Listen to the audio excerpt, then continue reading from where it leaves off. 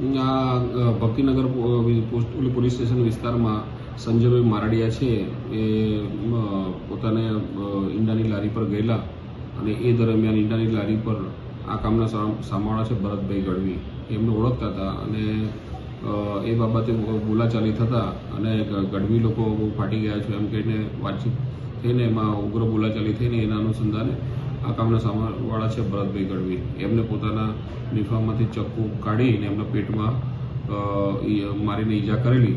ત્યારબાદ તેમનું હોસ્પિટલ લઈ જતાં મરણ થયેલ છે.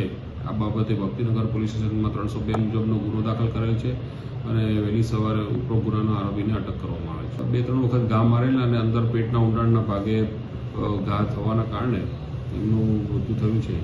ઉપરોક્ત ગુનાનો આરોપી છે ભરત ગઢવી એ અગાઉ પણ ઘણા ગુનાઓમાં સંડોવાયેલો છે એ બાબત ધ્યાનમાં આવેલી છે. આરોપીના મૃતક વચ્ચે કોઈ એમ સંબંધ નહોતા પણ એકબીજાને ઓળખતા બીજું કોઈ